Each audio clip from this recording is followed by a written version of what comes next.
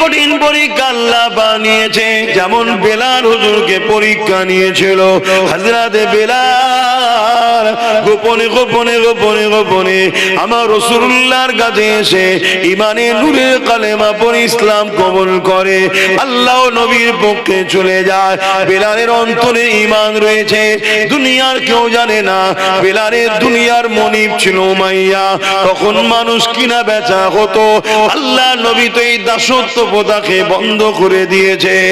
এ যুবকেরা, তরুণেরা, উমাইয়ার পানি এমন করে আল্লাহ বেলালের খবর পৌঁছে দিল। বেলালের পরীক্ষা শুরু হয়ে গেল।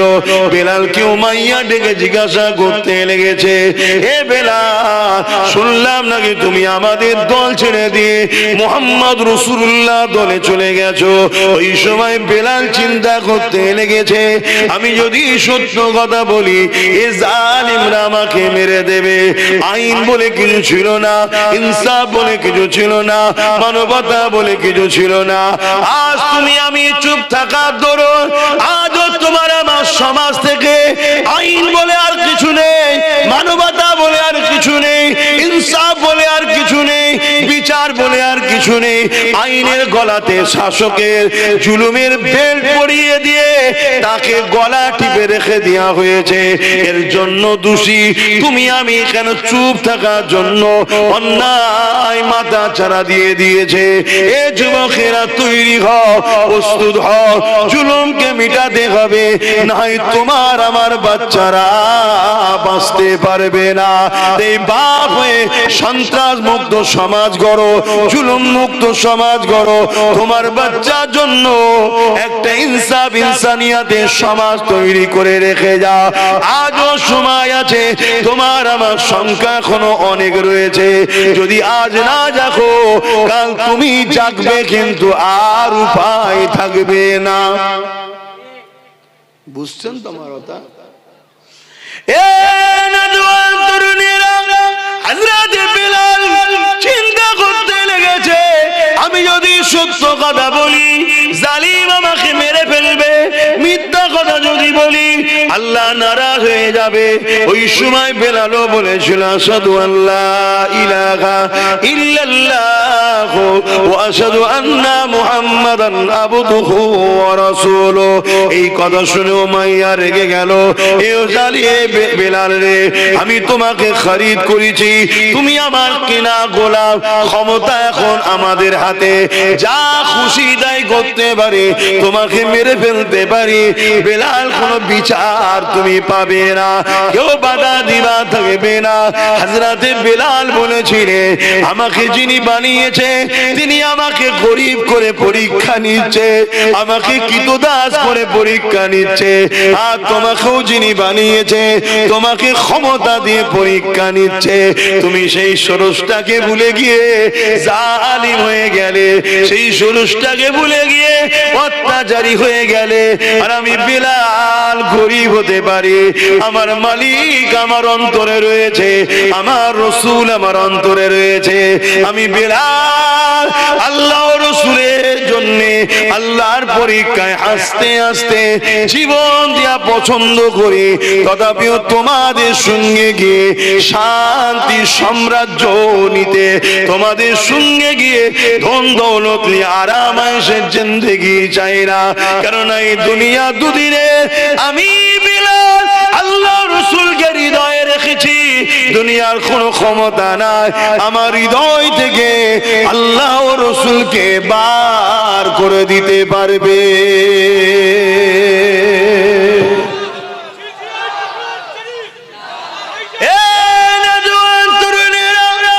এই কথা যখন জালিম শুনলো, জালিম রেগে লাল হয়ে যায়। বেলালের কোমরে লোহার বেড়ি পড়ালো, পায়ে বেড়ি পড়ালো, কোমরে রশি দিয়ে বাঁধলো, গলায় বেল পরিয়ে নিল।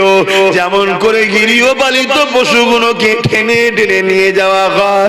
আরে গরিব বেলাল, হাবশী দেশের বেলাল, আমার রাসূলুল্লাহ দিবানা, আল্লাহর দিবানা, তাকে এইভাবে টেনে টেনে নিয়ে গিয়ে মক্কার বাজারে হাজির করলো। ভিড় জড়ো হয়ে গেল। ভিড়ের সামনে লোহাকে আগুনে দিয়ে গরম করে বেলালের ঠোঁটে মুখে ছেঁকা দিতে লেগেছে। যে ছ্যাঁকার জন্য বেলালের ঠোঁট ফেটে গিয়েছিল, ঠোঁট পুড়ে গিয়েছিল, এই হযরতে বেলাল তুতলা হয়ে গিয়েছিল, বেলালের ঠোঁট গুলো জীব গুলোকে পোড়াতে লেগেছে। এই অবস্থা তো বেলাল এই জবান দিয়ে বলতে লেগেছে লা ইলাহা ইল্লাল্লাহু মুহাম্মাদুর রাসূলুল্লাহ। এ যুবক মন দিয়ে শোনো, এখন পাপ তোমার কোমর পর্যন্ত উঠেছে, এখানেই যদি তুমি দাবিয়ে পায়ের তলায় নামাতে না পারো, এই পাপ আগামী দিন তোমার বুক পর্যন্ত উঠবে, এই পাপ আগামী দিন গলা পর্যন্ত উঠবে। একটা দিন আসবে এই জালিম শাসকরা তাদের প্রশাসন দিয়ে তোমাদের ঘরের কোরআনকে ব্যান করবে। এই জালিম শাসকরা একটা দিন আসবে প্রশাসন দিয়ে তোমাদের বাড়ির মেয়েদেরকে উঠিয়ে নিয়ে যাবে, বাজারে তাদেরকে নিলামে তোলা হবে। একটা দিন আসবে এই প্রশাসন দিয়ে এই জালিম শাসকরা তোমার আমাকে জোর করে বলবে আল্লাহ ছেড়ে দে, নবী ছেড়ে দে। তুমি এখন ভাবছো তারা না হয় আমার মসজিদ নিচ্ছে, আমি আমার ঘরে নামাজ পড়ে নেব। এদের লক্ষ্য তোমার মসজিদ মাদ্রাসা লিবা নয়, এদের লক্ষ্য হলো তোমাদেরকে মেরে দেওয়া, তোমাদেরকে শেষ করে দেওয়া। তার প্রথম পেহচানটাকে এরা মিটাতে লেগেছে, তারপরে তোমাদেরকে টার্গেট করবে। কারণ এরা জানে যতদিন তোমার আমার মধ্যে আল্লাহ ও রাসূলের মহব্বত আছে, এদের অন্যায় সাম্রাজ্য টিকে থাকতে পারবে না।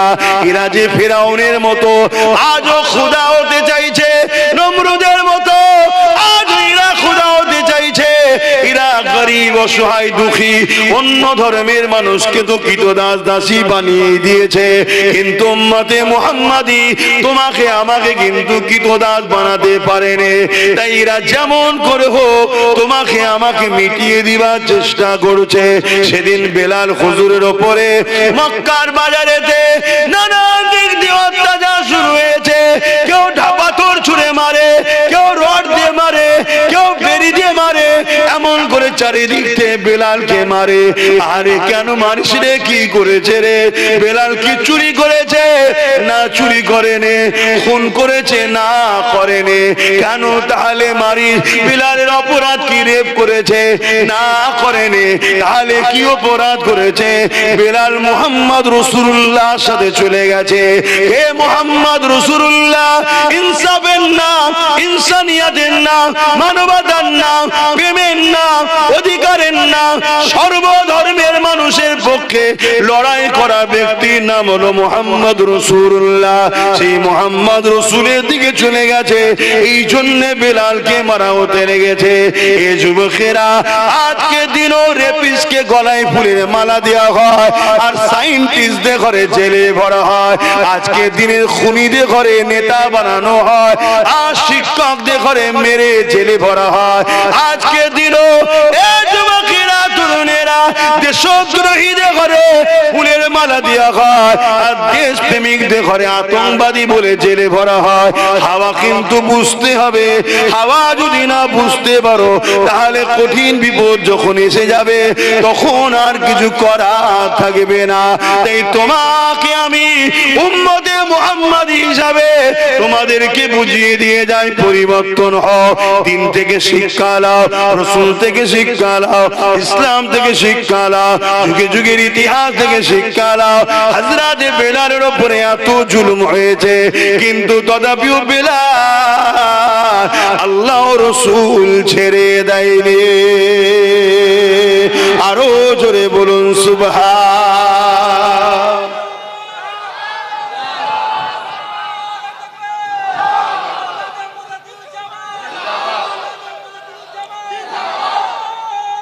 আল্লাহ, কেন জুলুম যখন ভয়ানক হবে তখন তোমার মসজিদ নিরাপদে আর থাকবে না, মাদ্রাসা নিরাপদে আর থাকবে না, তোমার খানকা আমার দরবার নিরাপদে, তোমার ঘরের মেয়ে, তোমার বোন, তোমার মা আর নিরাপদে থাকবে না।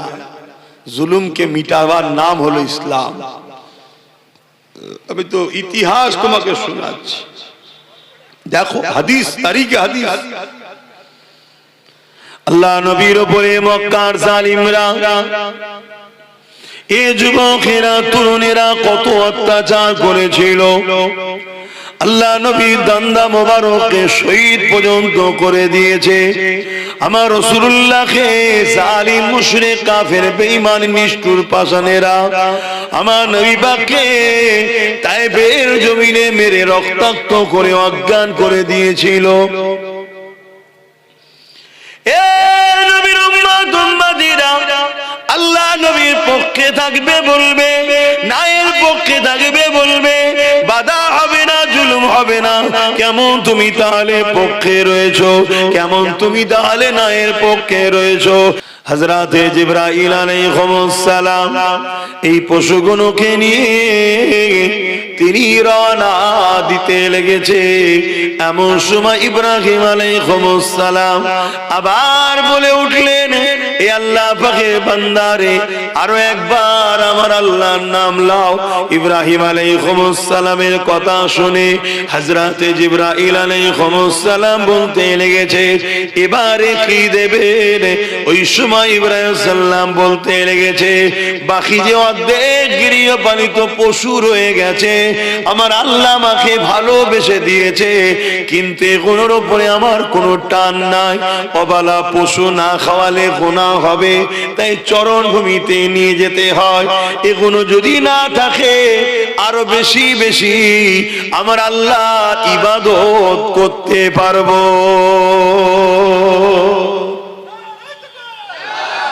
আর আমরা তখন টাকা গোনাতেই ব্যস্ত। হ্যাঁ, এমন নওজওয়ানেরা হযরত ইব্রাহিম আলাইহিস সালাম মনে মনে অবাক হয়ে যাচ্ছে, কাকে আমি দুনিয়াদার বলেছিলাম, এ তো আল্লাহ পাকের প্রকৃত দিবানা, আল্লাহ পাকের প্রকৃত মাহবুব। তাই হযরত জিবরাইল আলাইহিস সালাম আবার আল্লাহু আকবার বললেন। বাকি যে অর্ধেক গৃহপালিত পশু ছিল সম্পূর্ণ নিয়ে এসে হযরত জিবরাইল আলাইহিস সালামের হাতে দিয়ে দেয়। কি মোহাব্বত দেখে! কিন্তু এটা পরীক্ষা অপর দিকে। তাহলে বাপকে পরীক্ষা নিয়েছে, ছেলেদের পরীক্ষা নেবে না? আল্লাহ কোরআনের মধ্যে বলছে, তোমরা কি মনে করো যে একটা বান্দা পরীক্ষা ছাড়া জান্নাত চলে যাবে? কিন্তু শুকরিয়া আদায় করো যে আমাদেরকে আল্লাহ হালকা হালকা পরীক্ষা নিচ্ছে। এই পরীক্ষা দিয়ে আমরা ফেল হয়ে যাচ্ছি। যে পরীক্ষা সাহাবাদের নিয়েছে, ওই পরীক্ষা যদি আমাদের নিত কি হতো?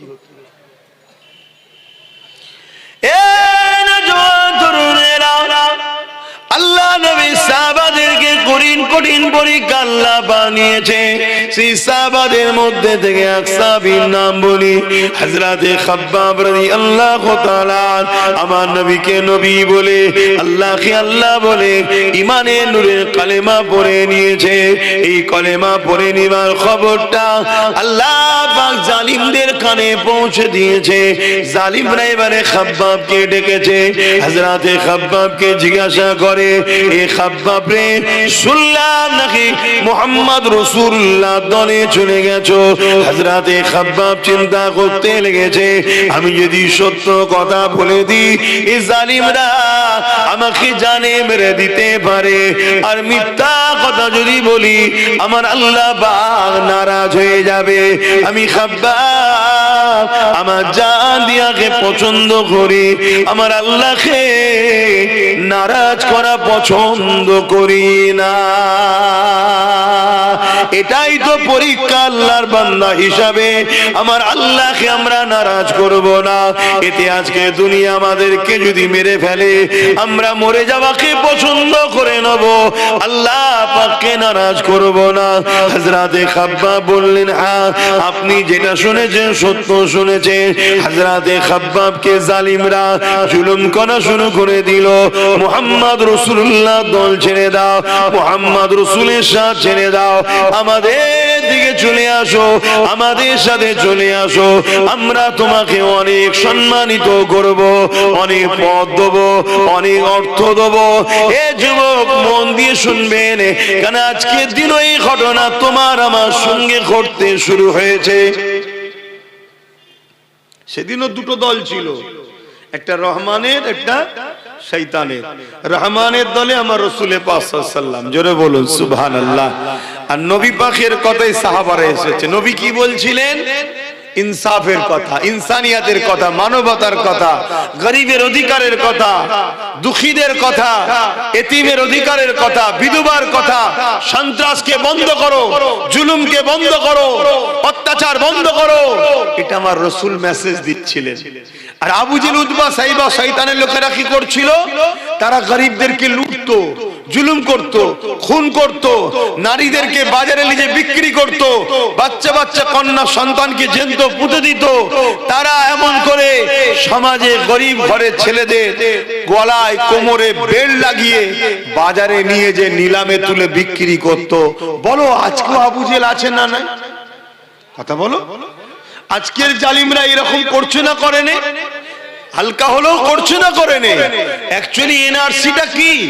এনআরসিটা হলো এই লেবার, গরিব লেবারকে গোলাম বানানো। খাঁচার মধ্যে ভরে দাও, বড় বড় কোম্পানি আসবে যে আমার আজকে অমুক এলাকার পাহাড়টা ভাঙার ব্যাপার আছে, বড় বড় কোম্পানি, আমার 10,000 লেবার লাগবে, 10,000 গরিবকে নিয়ে যাবে, নিয়ে যে ভাঙাবে, কিছু খেতে দেবে। এটা শীতকালের সময় ছিল, আজকে একটু পদ্ধতি চেঞ্জ হচ্ছে। এ কথা বুঝছেন? ইসলাম বলছে এই সকল জালিমদের বিরুদ্ধে লড়াই করা ফরজ। এই শিক্ষাটা আমি আজকে আপনাদেরকে দিচ্ছি, অনেক জায়গায় দিচ্ছি।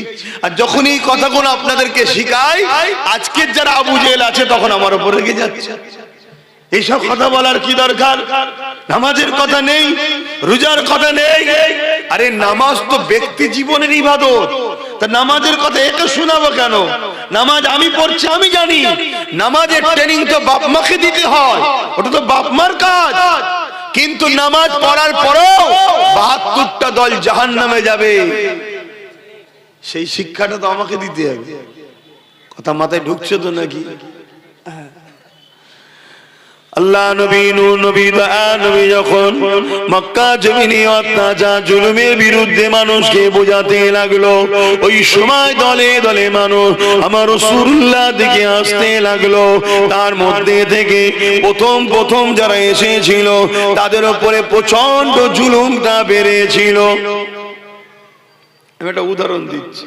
আমি যখন জুলুমের বিরুদ্ধে বলছিলাম, প্রথম প্রথম যারা এসেছিল রাসূলুল্লাহর গোলামের দিকে, তাদের উপর জুলুম বেড়েছিল না কমেছিল?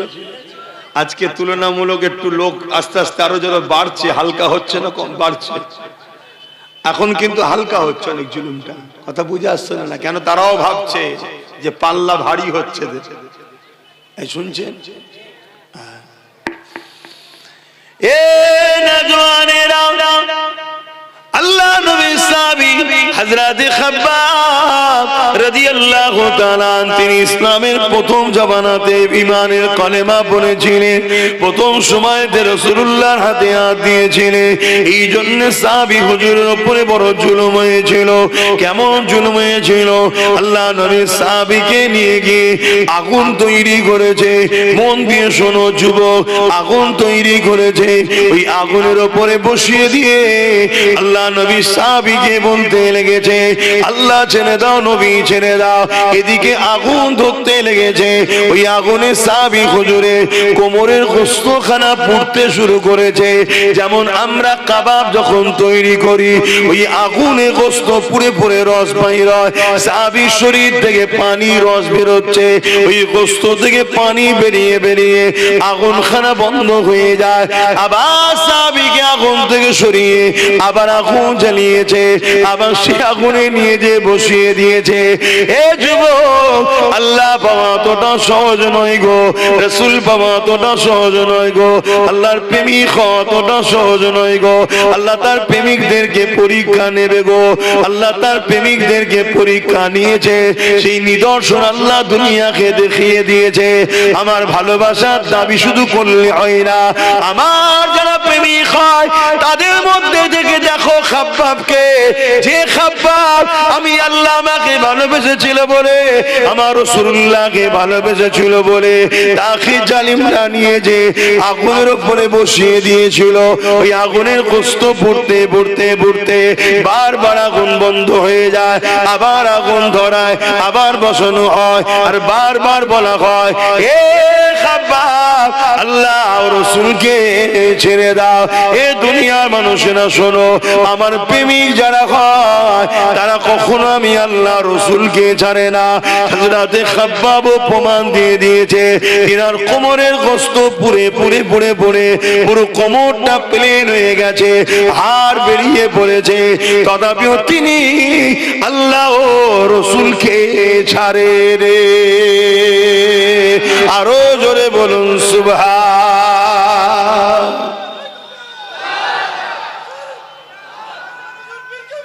আল্লাহু আকবার। আল্লাহ প্রেমিক তো এরকমই হয়। শুনছো, আমাদের ঈমান এত আছে তো, আল্লাহ না আমাকে এত কঠিন পরীক্ষা লাই, আমি তো আল্লাহর কাছে ভিক্ষা চাই, খোদা এত কঠিন পরীক্ষা নেবেন না, কেন আমরা দুর্বল, সামান্য পরীক্ষাতেই আমরা পাচ্ছি না, একটু গরিব করেছে আল্লাহ, গরিব। শুনছেন, একটা ঘর দেবে বলেছে, ঘর, ওই ঘরটার লোভেতেই ইসলামের দুশমনদের সঙ্গে দল করতে শুরু করে দিয়েছে। তাহলে চিন্তা করা আমার মা বোনেরা,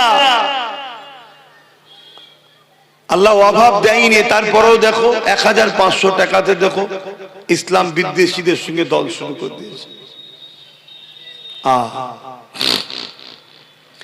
এ নওজওয়ানেরা, আজ আমাদেরকে অনেকে বলে, অনেকে তোমাকে আমাকে শোনায়, হুজুরের ছেলে আসবে কেন সে রাজনীতির বিরুদ্ধে বলবে।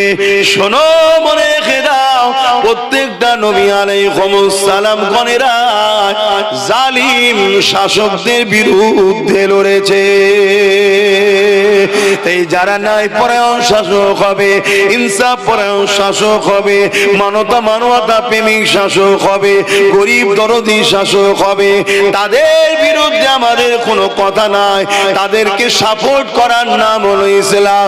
কিন্তু কোন শাসক যদি ক্ষমতার জোর দেখিয়ে মানুষকে শোষণ করে, কোন শাসক যদি ক্ষমতার জোর দেখিয়ে মানুষের নামে মিথ্যা মিথ্যা মামলা দেয়, কোন শাসক যদি ক্ষমতার জোর দেখিয়ে কারো ধর্মের স্থানকে ভাঙতে চায়, কোন শাসক যদি ক্ষমতার জোর দেখিয়ে মানুষকে কৃতদাস গোলাম বানাতে যায়, এই শাসকটা হলো আজকে দিনের ফেরাউন, সেই শাসকটা হলো আজকে দিনের নমরুদ, সেই শাসকটা হলো আজকে দিনের এজিদ, সেই শাসকটা হলো আজকে দিনের আবু জেহেল। এ উম্মতে মুহাম্মাদি, যদি সত্যি তুমি আমি ইসলামের মাননেওয়ালা হয়, তোমার আমার জন্য আজকে দিনে এই রকম কোন জালিম শাসক যদি থাকে, তার বিরুদ্ধে লড়াই করা তোমার আমার জন্য ইসলাম ফরজ করে দিয়েছে।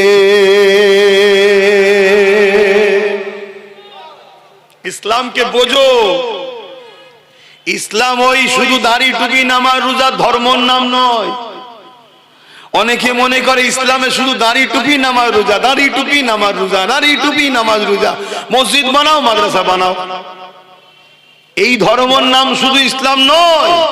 হ্যাঁ, এগুলো ইসলামের মধ্যে, কিন্তু মনে রেখে দিও, ইসলাম দাঁড়িয়ে আছে দুটো পাট্টির উপরে। কুনতুম খায়রা উম্মাতিন উখরিজাত লিন-নাস তা'মুরুনা বিল মা'রুফ ওয়া তানহাউনা আনিল মুনকার। অন্যায়কে, জুলুমকে, অত্যাচারকে, সন্ত্রাসবাদকে, মিথ্যাবাদকে মিটিয়ে দিয়ে ন্যায় প্রতিষ্ঠিত করার নাম হলো ইসলাম। জোরে বলুন সুবহানাল্লাহ। এতগুলো ক্যামেরায় রেকর্ড হচ্ছে আর এতগুলো মানুষ শুনছে, আমার এই কথার মোকাবেলায় কোন মুফতি মাওলানা এসে বলুক এটা ভুল বলছে, কথা শুনছেন? আপনাদের ঘরে বড় প্ল্যান মাফিক নকল ইসলাম ধরিয়ে দেওয়া হয়েছে। শুধু বলেছে মসজিদে যাও, নামাজ পড়ো, রোজা রাখো, দাড়ি রাখো, হজ করো, টুপি পড়ো, আল্লাহ আল্লাহ করো, আল্লাহ আল্লাহ করো, জান্নাত যাবে, জান্নাত যাবে, জান্নাত যাবে। আল্লাহর জমিনের উপরে ন্যায়কে প্রতিষ্ঠিত করার জন্য নবীরা শহীদ হয়েছে। বনি ইসরাইল কওমে 70,000 কম বেশি নবী আল্লাহ দিয়েছিল। জুলুমের বিরুদ্ধে বলার জন্য নবীদেরকে সেই জালিমরা শহীদ করে দিয়েছে। আর তুমি আমি ঠান্ডায় কম্বল মুড়ি দিয়ে তসবিহ পরে জান্নাত চলে যাও মনে করছো নাকি? হ্যাঁ, আমার অসুবিধা হচ্ছে, বোঝো বাপ। এজন্যই তো আল্লাহ নবী বলেছেন আখিরি জামানা আমার উম্মত উম্মতিদেরকে যেন 1400 হিজরি দেখতে না হয়। কেন? আমার উম্মত উম্মতিরে আখিরি জামানায় এত ফিতনা হবে, এত ফাসাদ হবে, হাতের তালুতে আগুন রাখার থেকেও ঈমান বাঁচানো বড় কষ্ট হবে। হাতের তালুতে আগুন রাখতে পারবেন? এর থেকেও কষ্ট ঈমান বাঁচানো। তাহলে কি হবে?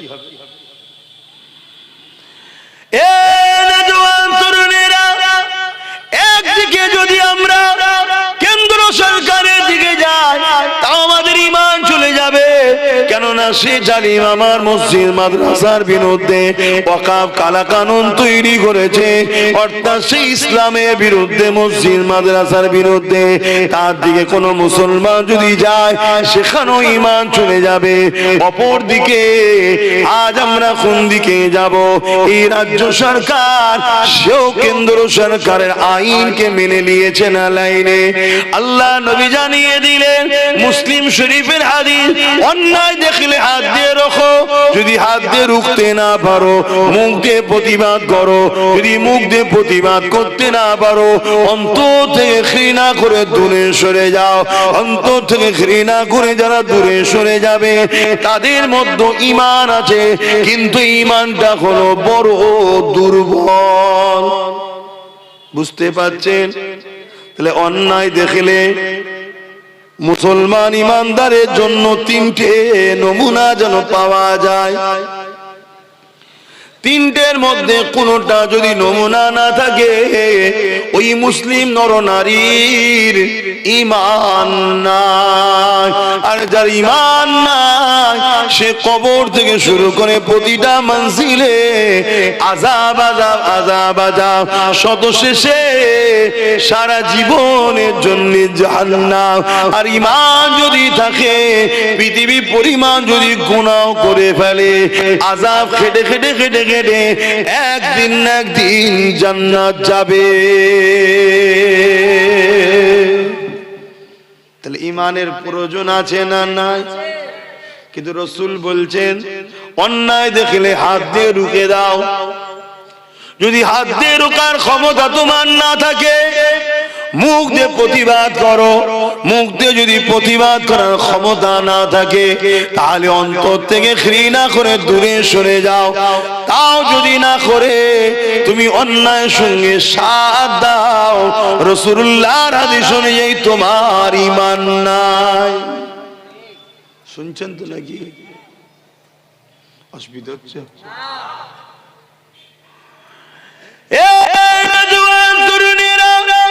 যুগে যুগে আমরা মসজিদ বানিয়েছি গাটের পয়সা, মেহনতের হালাল পয়সা দিয়ে।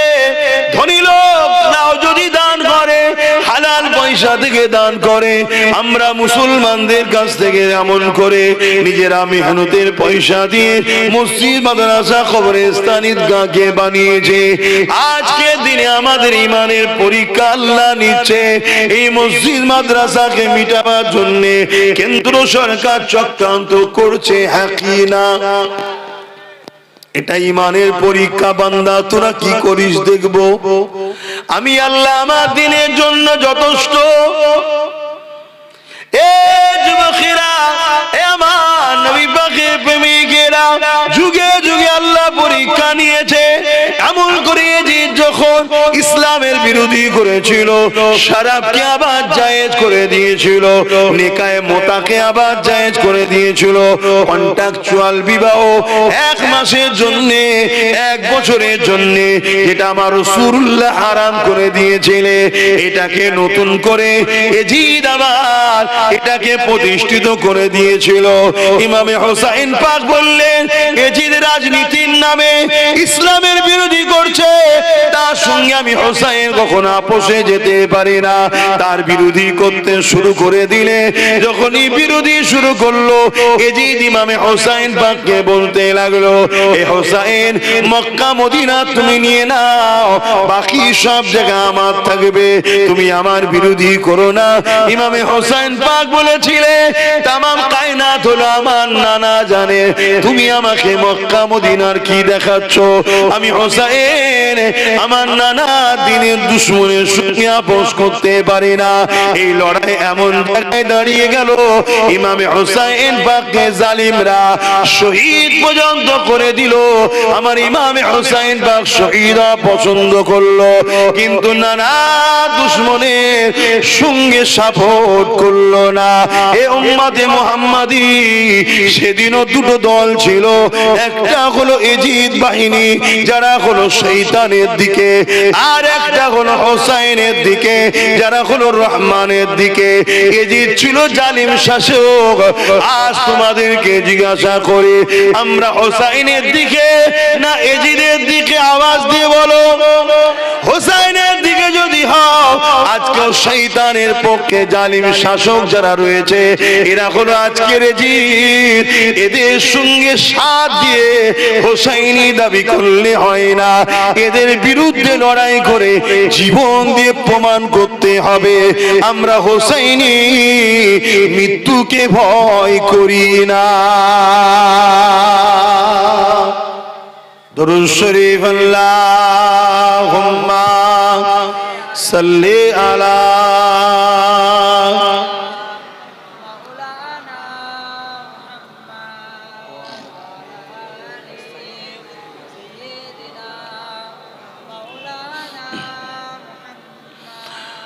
বারে বারে ভাবি একা বসে নিরালাই রে, পাখি গুলি উড়ে যেতাম সোনার মদিনায় রে, সোনার মদিনায় রে। বুলবুলিরা কোথা যাও, উড়ে যাও কোথায় রে, আমার সালাম পৌঁছে দিও নবীজি রওজায় রে, নবীজি রওজায় রে। বারে বারে ভাবি একা বসে নিরালাই রে,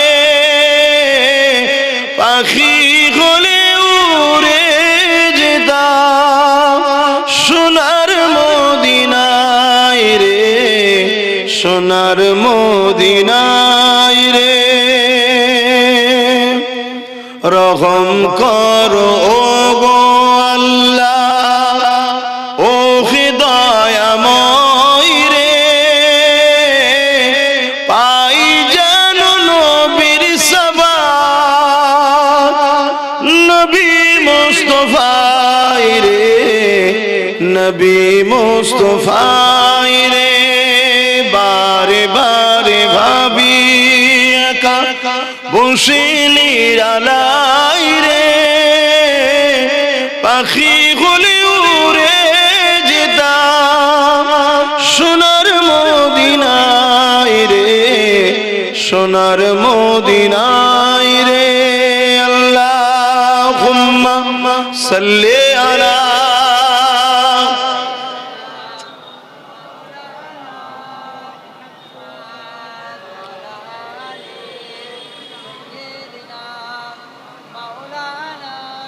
আমার আব্বা ভাইরা মায়েরা বোনেরা।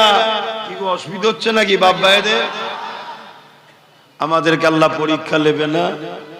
আমাদের সামনে সব থেকে বড় ভয়ঙ্কর পরীক্ষা হলো ইসলামের দুশ্মন যারা ওয়াকাফকে মিটাচ্ছে, তাদের হাত থেকে ওয়াকাফকে বাঁচানো। এটা পরীক্ষা না? পরীক্ষা না? সেদিন আমার রাসূলুল্লাহর খাতমে নবুয়াতের বিরোধী করেছিল মুসাইলামাতুল কাজ্জাব। 10,000 সাহাবাদেরকে নিয়ে আমার রাসূলের সাহাবী হযরত আবু বকর সিদ্দিক খতমে নবুয়াতের পক্ষে নিজের বুকে তাজা খুন ঢেলে দিয়ে আমার রাসূলের খতমে নবুয়াতকে মর্যাদাকে হেফাজতের জন্য লড়াই করেছিলেন। জোরে বলুন সুবহানাল্লাহ। আমি তো আপনাদেরকে বলবো না, আমরা যদি শুধু ঐক্যবদ্ধ হয়ে যেতে পারি, একতা হয়ে যেতে পারি, প্রতিটা গ্রামে গ্রামে যদি আমরা নিজেরা এক হয়ে যাই যে আমাদের কেউ দুশমন নয়, কেউ বন্ধু নয়, ওয়াকাবের যে দুশমন তারা আমাদের দুশমন। আমাদের দুশমন হিন্দু, আদিবাসী, দলিত, খ্রিস্টান, মতুয়া, এদের বিরুদ্ধে আমাদের লড়াই নয়। আমাদের লড়াই যারা আমার মসজিদকে মিটাতে চাইছে, মাদ্রাসা, কবরস্থান, ঈদগাহকে মিটাতে চাইছে, আমাদের লড়াই তার সাথে। তাই তো নাকি? বলুন, আল্লাহর ঘর, মসজিদ, মাদ্রাসা, ওয়াকাফকে বাঁচাবার জন্য লড়াই করার দরকার আছে না নাই? কারা লড়াই করতে রাজি আছেন একটু সাক্ষী দেন, লম্বা করে হাত তোলেন। আলহামদুলিল্লাহ, কেউ হাত তুলতে বাকি নেই তো? আল্লাহ কবুল করেন, আল্লাহ জান্নাত নসিব করে, বলুন আল্লাহুম্মা আমিন। মনে রাখবেন, আমাদের আব্বা জান ইব্রাহিম আলাইহিস সালামকে আল্লাহ আগুনে ফেলে পরীক্ষা নিয়েছিল, জানেন তো ইতিহাস। বিশাল এক আগুন, একটা বিশাল গ্রাম এলাকা নিয়ে, এত বড় এলাকায় আব্বাজান ইব্রাহিম আলাইহিস সালামকে নমরুদ আগুনে ফেলছে, চরকিতে তুলেছে। কেন? কাছে যে ফেলতে পারছে না, চরকি ঘুরিয়ে দূর থেকে টেনে ফেলে দেবে। এমন সময় জিবরাইল সাল্লাম এসে চরকি ধরে ফেলেছে। আর এদিকে আগুনে পড়ার টাইমে আব্বাকে জিজ্ঞেস করা হচ্ছে যে আপনাকে কোনো হেল্প করব? হযরত ইব্রাহিম আলাইহিস সালাম বলেছিলেন, আমার আল্লাহ আমাকে পরীক্ষা নিচ্ছে। আমি যে বলিছি আল্লাহকে ভালোবাসি, কতটা ভালোবাসি ইব্রাহিম পরীক্ষা নিচ্ছে। আমার আল্লাহ আমাকে বাঁচাবার জন্য যথেষ্ট। জোরে বলুন সুবহানাল্লাহ। এ মুসলমান নবীর উম্মত, তোমাদেরকে বাঁচাবার জন্য আল্লাহ যথেষ্ট নয়? তাহলে অনেক মুনাফিক মুসলমান এসে বলবে যে তোমাদেরকে বাঁচাবার জন্য মমতা যথেষ্ট। বলবে না? বলবে না? যারাই বলবে জানবে যা মুনাফিক। কথা বুঝে আসছে না? নাই, আমাদের বাঁচাবার জন্য যথেষ্ট কে? জোরে বলুন কে? যদি এর উপরে প্রথম থেকে আমরা আমল করতাম, তাহলে আজকে কেন্দ্র সরকার এই আইন করার সাহস পেত না। কিন্তু আমরা বলেছিলাম, যখন কলকাতার রেড রোডে মমতা দাঁড়িয়ে বলল বিজেপির হাত থেকে সারা দেশে রুখবো আমি। বিজেপির হাত থেকে সারা দেশে রুখবে কে? বলছে আমি। উড়িষ্যায় লাশ হয়ে চলে এসছে, ওনার রুকার ইচ্ছা আছে? গুজরাটে লাশ হয়ে চলে এসছে, উনি রুখছে? বোম্বাইয়ে লাশ হয়ে বাংলায় ফিরছে, উনি রুখছে? একটা কোন পিএম সিএম এর সঙ্গে ফোন করেছে কোন রাজ্যের? এই আমি বাংলার সিএম বলছি, আমি জানি ইডি সামনে থেকে ফাইল চুরি করা লোক আমি, খুব সাবধান। একটা কেউ বলেছে? অতএব আমার রাজ্যের কোন ছেলে যদি আর একটা মরে, তাহলে এই রাজ্যে যা আছে সব পাঠিয়ে দেবো, ওইগুলোকে নিয়ে চলে আসবো। একটা হুমকি দিলে সব রাজ্য ঠান্ডা হবে না? হবে না? বলেছে? তাহলে এই যে বলছিল যে বিজেপির হাত থেকে পুরো দেশে বাঁচাবো, বললে হতো যে বাংলায় বাঁচাবো। ঝোঁকের মাথায় পুরো দেশ বলে দিয়েছে, আর আমরাও হাঁ করা ভাবছি তাই হবে। কথাই কষ্ট হয়ে গেল নাকি? খুব কুড়ি বলবো, ভালো ধারে বোঝেন। তাহলে আজকে যদি আমরা তার উপরে ভরসা না করতাম, তাহলে আজকে কেন্দ্র সরকার কিন্তু আইনটা করতে পারতো না। কেন? ভেতরে ভেতরে এর এমপিরা সব ভেতরে ভেতরে ভোট দিয়ে দিয়েছে। সামনে নাটক করছে, লড়াই করছি, ভেতরে ভেতরে ভোট দিচ্ছে সব। আমি তো চ্যালেঞ্জ করছি, ভোট বার করুন। সব ভেতরে ভেতরে ভোট দিয়ে দিয়েছে। কথা মাথায় ঢুকছে? এসব খবর তো আপনারা রাখেন না। 12টা ভোট বেশি পড়েছে, 12টা এলো কোথা থেকে? এই 12টা ভোট এলো কোথা থেকে? তো মন দিয়ে শোনে। তাহলে আজকে সেই জায়গায় চক্রান্ত করে এই সবগুলো করা হচ্ছে। আজকে যদি আমরা আল্লাহর উপরে ভরসা করি, আমার আল্লাহ আমাদের জন্য যথেষ্ট নয়? আব্বা জান ইব্রাহিম আলাইহিস সালামকে যখন নমরুদ আগুনে ফেলে দিল, আল্লাহ জানিয়ে দিলেন আগুন আমার ইব্রাহিমের জন্য আরামদায়ক ফুলের বাগান হয়ে যায়।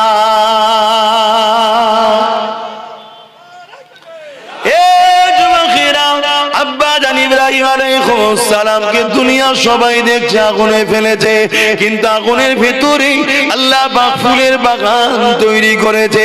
যে আল্লাহ ইব্রাহিম নবীর জন্য আগুনের ভেতরে ফুলের বাগান বানাতে পারে, সেই আল্লাহর উপরে ভরসা রেখে আমরা যদি এক মুঠো হতে পারি, তাহলে আমাদের সামনে যত বাধা এসুক না কেন, সব বাধাকে ভেঙে ইনশাআল্লাহ আমরা আমাদের মসজিদ, আমাদের ঈদগাহ, আমাদের কবরস্থান, আমাদের ওয়াকফকে ইনশাআল্লাহ আমরা বাঁচাতে পারবো। এ যুবকেরা, তরুণেরা, এই বলে দিয়ে যায় আল্লাহর উপরে ভরসা করে। কেন? আমার রাসূলুল্লাহ জানিয়ে দিয়েছে, আমার বড় ভয় হয় আমার উম্মতের ক্ষতি প্রকাশ্য দুশমনেরা করতে পারবে না, আমার উম্মতের ক্ষতি মুনাফিক ছদ্মবেশীরা করে দেবে। কেন্দ্র সরকার হলো মুনাফিক, এই প্রকাশ্য জালিম, আর রাজ্য সরকার হলো মুনাফিক। শুনছেন তো নাকি? হ্যাঁ, এই মুনাফিকই করেছে আমাদের সাথে। বলেছিল যে আমি থাকতে এই রাজ্যে ওয়াকফ লাগু, আর আমি বেঁচে থাকতে এসআইআর হতে। মরে গেছে নাকি? আল্লাহ এই বালা কবে যে যাবে, কথা বুঝছেন না? বুঝলে? আবার অনেক আমার কওমের ভাই আছে, বলে আমরা মুসলমান, বলে না এই মমতার বিরুদ্ধে বললে তাদের কষ্ট হয়।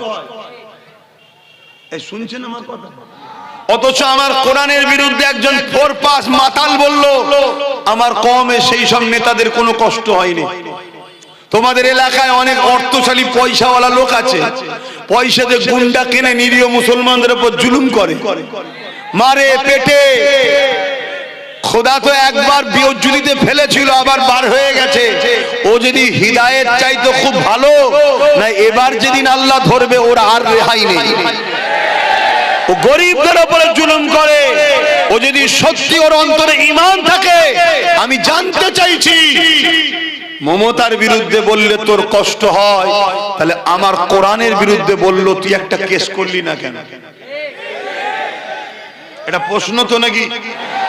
বা তোমাদের এলাকায় যেসব মুসলিম এমএলএ গুলো আছে, এরা মমতার বিরুদ্ধে বললে রাস্তায় নামে। এই যেমন ফাইল চুরি করে যখন পালাচ্ছিল, রাস্তায় নেবে আন্দোলন করেছে না করেনি? এই জোরে বলো। চোরের হয়ে এরা রাস্তায় নামে, কিন্তু কোরআনের বিরুদ্ধে যখন কথা বললো, ওইদিকে আরেকজন ইসলামে নাকি রেপ করা ভালো কাজ বললো, অর্জুন সিং, এদের বিরুদ্ধেই মুসলমান এমএলএ গুলো রাস্তায় নেমেছিল। কেন? কারণ এদের সঙ্গে ইসলামের কোনো সম্পর্ক নেই। এরা মুসলমানকে ধোঁকা দিবার জন্য মুসলমান সেজে আছে। কারণ এই টিকিট গুলো মুসলমানদের পাওয়া, এখানে যদি নওশাদের মতো ইমানদার জিতে যায় তাহলে তো অসুবিধে হয়ে যাবে। তাই 2 নম্বর মুসলমান গুলোকে জিতবো এদের ভোটে, কাজ করব ইসলামের বিরোধীদের হয়ে। এটা তো পরিকল্পনা। বোঝো আমার কথা কি কষ্ট লাগছে? আমার তো সিধা কথা। আমি ধর্ম প্রচারক, আমি ইসলামের প্রচারক। আমার প্রশ্ন, তুই মুসলমান? হ্যাঁ মুসলমান। মুসলিম অধ্যুষিত এলাকায় দাঁড়িয়েছিস, তোকে আমার ভোটটা দিয়ে জিতিয়ে কি লাভ হলো? আমার কোরআনের বিরুদ্ধে যে বললে একটা কেস করলি না? তাহলে কাল যে কোরআনের বিরুদ্ধে বলার জন্য তার বিরুদ্ধে যদি তুই কেস না করিস, কাল মুসলমানকে যখন মিথ্যা এনআরসি দিয়ে বা মিথ্যা ভাবে মুসলমানকে মারবে, মনে হয় এরা আমাদের হয়ে লড়বে? কেন? আমাদের দাম বেশি না কোরআনের দাম বেশি মুসলমানের কাছে? তো তুই কোরআনের যখন সাথ দিলেনি, মুসলমানের সাথ দেবে মনে হয়? এগুলো ভাবো, এগুলো ভাবো, বোঝো। আমার কথায় কষ্ট হলো? পয়সা দেয় নাকি? বোঝার চেষ্টা করো। কিন্তু একটাই দেখো, নবী বংশের ছেলে একটাই জিতেছে। তোমরা জানো কি জানি না, এসআইআর এর ব্যাপারেও কেস করেছে সুপ্রিম কোর্টে। তোমাদের জানা আছে কি জানি না? এসআইআর এর ব্যাপারেও কেস করেছে, যদি কোনো সাধারণ মানুষ হয়রানি যাতে না হয়। আবার এনআরসির ব্যাপারেও করেছে। আবার যখন কোরআনের বিরুদ্ধে বলল, তার নামেও মামলা করেছে। তাই তোর পিছনে সবাই লেগে গেছে। নতুন করে দেখলাম আর একটা নাকি বেরিয়েছে, কে কখন এ ধরে, কখনো ও ধরে, কখনো সে ধরে। আদৌ তুই মুসলমান না বেঈমান এখনো তো বুঝতে পারছি না। কেন কখনো মন্দিরেও দেখা যায়, কখন মসজিদেও দেখা যায়, দেখা যায় না, যায় না। হঠাৎ করে বলছে আমি মুসলিম দরদি হয়েছি, তো ভালো কথা, ভালো কথা, মুসলিম দরদি হওয়া তো ভালো, কিন্তু এসেই বলছে আমাকে হুজুর হতে হবে, আমাকে ইমাম বানাও। এ কথা শুনছেন না শুনেননি? একটু সন্দেহ আছে। হ্যাঁ, অতএব বেশি লাফালাফি করা ভালো নয়, একটু দেখে শুনে হাত ধরা দরকার। কি কেন আমরা এমন একটা জায়গায় দাঁড়িয়ে আছি, ভুল হাত ধরে ফেললেই চুলোতে ডাইরেক্ট গিয়ে পড়বে। আছো কোথায়? করাতে। আছো কোথায়? করাতে। কষ্ট না আরাম? উঠতে হবে না? হবে না, কিন্তু ওঠো, এমন লোকের হাত ধরে ওঠো সে যেন তুলে তোমাকে ডাঙাই না ভাই। এমন লোকের হাত ধরতে যাওনি ধরে নিয়ে যে করা থেকে। আমি কি বলছি বুঝছো তো? আচ্ছা, এত বুঝাই কেন জানো? তোমাদেরকে ভালোবাসি, রসুল পাক তোমাদেরকে ভালোবাসে, তাই তোমাদেরকে যদি আমি ভালোবাসি আমার বিশ্বাস নবী আমাকে শাফাআত করবে, তাই তোমাদেরকে ভালোবাসি, দাদা হুজুরের রুহানি আওলাদ তোমরা, তাই না? কি দরকার আছে দুটো প্লেন কথা বলে গেলে? আমার তো দাওয়াত আরো বাড়বে রে বাবা, ঠিক তো নাকি? আমার জলসায় বাধা হয় না? হয় না, কত বাধা। কখন এ ডাকছে ফোন করে, এদিকায়, ও বলছে এদিকায়, ও বলছে এদিকায়, এ বলছে 5 লাখ টাকা দিয়ে দিচ্ছি পুরো হুজুরের সেটআপ আমি এনে দেবো, ওইটাকে বাদ দে দে। বাবা, তোদের আবার হুজুরের সেটআপও আছে? তার মানে বুঝতে পেরেছেন, সেই ব্রিটিশ আমলে একদল লোককে ব্রিটিশরা নিয়ে যে আন্দামান সেলুলার জেলে রেখেছে, কালা পানির শাস্তি দিয়েছে। আবার ব্রিটিশরাই একদল মৌলানাদের ঘরে মাসে মাসে মাইনও দিত। ব্যাপারটা কি? কথা কিছু মাথায় ঢুকছে? আজকে যেটা ঘটছে এটা নতুন নয়। যদি নতুন হতো না হয় তোমরা বুঝতে পারো না, আলাদা কথা। তোমরা একটু পিছনে যাও না, ব্রিটিশদের পিরিয়ডেও যাও। ব্রিটিশদের সময় এই ভারতবর্ষে আব্দুল আজিজ মুহাদ্দিস দেহলভী রাহমাতুল্লাহ আলাইহি যখন ফতোয়া দিল ব্রিটিশদের বিরুদ্ধে লড়াই করা ফরজ, ওই সময় ব্রিটিশরা দেখলো হাই সর্বনাশ, এবার তো টিকা মুশকিল, এবার তো টিকা মুশকিল। কেন? মুসলমান ফরজ তো করতেই হবে, নাই তো কবিরা গুনাহ হবে, জাহান্নামে যেতে হবে। তাহলে মুসলমান তো উঠে পড়ে লাগবে। ব্রিটিশ দেখলো আমার তো পিঠের চামড়া তুলে ফেলবে পারে, তাহলে কি করা যায়? ব্রিটিশ চট ছেড়ে দিল। লুবি বক্তা, দুবি মলি সাহেব, লুবি মুফতি কে আছে দেখ, কার হুজুর হবার শখ আছে দেখ, একটু হুজুর থেকে মলি সাহেব ধর। কথা বুঝছেন না? বোঝেন না? হ্যাঁ, হুজুরের বেলায় মুরগির রান, আমার বেলায় মুরগির ঠ্যাং, সে শুকনোটা ঠ্যাং খাবার হুজুর কে আছে দেখ। কোন মুফতি সাহেবের লোভ আছে একটু হুজুর হবা দেখ, ধরে লিয়ে ওকে। ব্রিটিশরা চড় পেটিয়ে দিল, সব ধরে ধরে ধরে ধরে খবর হয়ে গেল। ব্রিটিশ তাদেরকে পয়সা দিল, কি করতে হবে? আব্দুল আজিজ মুহাদ্দিস দেহলভীর বিরুদ্ধে ফতোয়া দাও। ও ভুলভাল বকছে, কোথায় আছে ব্রিটিশদের বিরুদ্ধে লড়াই করা ফরজ? কোরআন হাদিসের কোথায় আছে? ব্যাস, ফতোয়া শুরু হয়ে গেল। দুটো গ্রুপ হলো না? হলো না? জোরে বলে। ঠিক তেমনি, ঠিক তেমনি ইতিহাস জানতে হবে। আজকে যখন আব্বাস সিদ্দিকী বলল দিদি মুদিকে ভোট দিয়া হারাম, ভোট দিলে ঈমান চলে যাবে, আমার বিরুদ্ধে একদল ফতোয়া দিয়েছে না দেয়নি? কোথা পেয়েছে, কি হয়েছে, সব বাজে কথা, এসব চলবে না, বলছে না বলেন? সেদিন ব্রিটিশ টাকা দিয়েছিল, আজকে ব্রিটিশদের বোন ডেকেছে এইদিকে আয়, এলে টাকা লিজা, টাকা লিজা, টাকা লিজা, আব্বাসের বিরুদ্ধে বল, আব্বাসের বিরুদ্ধে বল, বলছে না বলেন? তা আমি তো বলছি তোদের হাতে সব ক্ষমতা।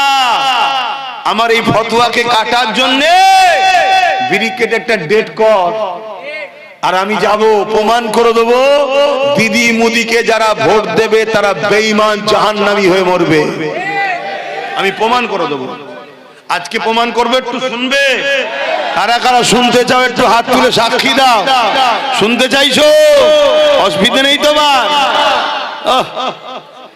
যা করে খাচ্ছিলাম হুজুর খাওয়াটাও বন্ধ করে দেবে মনে হয়।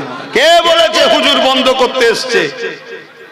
তোর মন যেতে খেয়ে জাহান্নামে জানা, কিন্তু আমার বাপ, আমার মা, আমার ভাই, আমার বোনকে বুঝাবো না? বুঝাবো না? তুই যদি আমার না হস যা পারিস করগে যা। আমার রাসূলুল্লাহ দ্বীনের জন্য তোর যদি দিলে দয়া না থাকে, মায়া না থাকে, তোর মধ্যে ঈমান তো আগে থেকেই নেই রে, তুই যত খুশি খা না। কিন্তু যাদের দিলে ঈমান আছে, বোঝে না, সাথ দিচ্ছে, এগুলোকে বোঝানো দরকার আছে না নাই? কি গো ঠিক বলছো তো? প্রথমে হাদিসটা কি বললাম মুসলিম শরীফের? অন্যায় দেখলে হাত দিয়ে রুখে দাও। অন্যায় দেখলে হাত দিয়ে বলুন রুখে দাও। যদি হাত দিয়ে রুখতে না পারো, মুখ দিয়ে অন্যায়ের প্রতিবাদ করো। যদি প্রতিবাদ করতে না পারো, অন্তর থেকে ঘৃণা করে দূরে সরে যাও। আর অন্তর থেকে ঘৃণা করে দূরে সরে যাওয়ার সময় রাসূল বললেন এটা হলো বড় দুর্বল ঈমান। বড় দুর্বল ঈমান, একদম ঈমানের কমজোরি আলামত হলো এটা, অন্তর থেকে ঘৃণা করে দূরে সরে যাওয়া। আর এর আগে আরো দুটো নমুনা কি আছে? হাত দিয়ে রুখবে না মুখ দিয়ে প্রতিবাদ করবে। দ্বিতীয় নম্বর কথা, আল্লাহ রাসূল বললেন মিশকাত শরীফের হাদিস, কেউ জালিম জানার পর, কেউ জালিম জানার পর কোন মুসলমান যদি ওই জালিমকে শক্তিশালী করার জন্য সাথ দেয়, ওই মুসলমানটা আল্লাহ নবী বলছে ইসলাম থেকে বেরিয়ে যাবে। যে ইসলাম থেকে বেরোয় তার ঈমান থাকে। দুটো হাদিস সামনে রাখলাম, এবারে বলি অসুবিধা হচ্ছে? বলুন, কেন্দ্র সরকার 2025 ওয়াকফ কালা কানুন যেটা করেছে, এটা সংবিধানের পক্ষে না বিরুদ্ধে?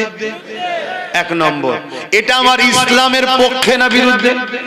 এটা জুলুম না জুলুম নয়? এটা অন্যায় না অন্যায় নয়? রাসূল বললেন অন্যায় দেখলে হাত দিয়ে। তাহলে কেন্দ্র সরকারের এই কালা কানুন, সংবিধান বিরোধী কানুন, ইসলাম বিরোধী কানুন, মসজিদ মাদ্রাসা কবরস্থান ঈদগাহকে মিটিয়ে দিবার চক্রান্তের কানুনকে রাসূলুল্লাহর হাদিস অনুযায়ী ঈমানের বৈশিষ্ট্যের মধ্যে প্রথম বৈশিষ্ট্য হলো হাত দিয়ে রুখতে হবে। যদি হাত দিয়ে রুখতে নাও পারি, কেন্দ্র সরকারের কালা কানুনের বিরুদ্ধে মুখ দিয়ে প্রতিবাদ করতে হবে। তোমার আইন মানছি না, তোমার এই কালা কানুন মিটিয়ে যাক মানছি না, এইভাবে প্রতিবাদ করতে গিয়ে যদি জেল হয় জেলে যেতে হবে, মার হয় মার খেতে হবে, যা হয় হবে। ঈমানকে বাঁচাবার স্বার্থে তোমাকে প্রতিবাদ করতে হবে। যদি প্রতিবাদ করার ক্ষমতাও তোমার না থাকে, কমসে কম কেন্দ্র সরকারের কালা কানুনের বিরুদ্ধে ঘৃণা করে দূরে সরে যেতে হবে। আর এই দূরে সরে যাওয়াটাও যারা করবে তাদের ঈমানটা কমসে কম আছে, কিন্তু বড় দুর্বল। এই তিনটের মধ্যে কোনোটা না করে কোন মুসলমান যদি এরপরও কেন্দ্র সরকারকে ভোট দেয়, তার মানে সাথ দিল, তাহলে তার মধ্যে ঈমান আছে মনে হয়? এই জোরে বলুন, বুঝে বুঝে বলছেন তো? রাসূল পাক সাল্লাল্লাহু আলাইহি ওয়াসাল্লামের হাদিস এটা। তাহলে তুমি ক্ষমতা নেই হাত দিয়ে রুখার, ঠিক আছে, মুখ দিয়ে প্রতিবাদ তাও করতে পারোনি, ঠিক আছে, আরে অন্তর থেকে ঘৃণা তো করো। তা না করে তুমি ওকে ভোট দিচ্ছ, তাহলে তুমি মূলত মসজিদ মাদ্রাসার বিরুদ্ধেই ভোট দিলে। যে মসজিদ মাদ্রাসার দুশমন হয় তার ঈমান থাকে? ঠিক এই কথাটা প্রথম বলেছিলাম। তারপরের কথা হলো এটাই, বুকে হাত দিয়ে বলো কেন্দ্র সরকারের বিরুদ্ধে আন্দোলন করব, আর রাজ্য সরকার বলবে দিল্লি গিয়ে আন্দোলন করো, আমি সব থেকে বড় দুশমন হব। এবং অনেক মুসলিম ছেলে আন্দোলন করার জন্য কেস দিয়েছে। তাহলে এই রাজ্য সরকার এটা ঠিক করছে না অন্যায় করছে? রাজ্য সরকার বলছে কোরআন শেষ হয়ে যাবে, আমার উন্নতি শেষ হবে না, এই কথাটা ঠিক বলছে না অন্যায় বলছে? রাজ্য সরকার রেশনের মাধ্যম দিয়ে নিরীহ নবীর উম্মতদের ঘরে প্রসাদ খাইয়ে কাফের বানাবে, এটা ঠিক করছে না অন্যায় করছে?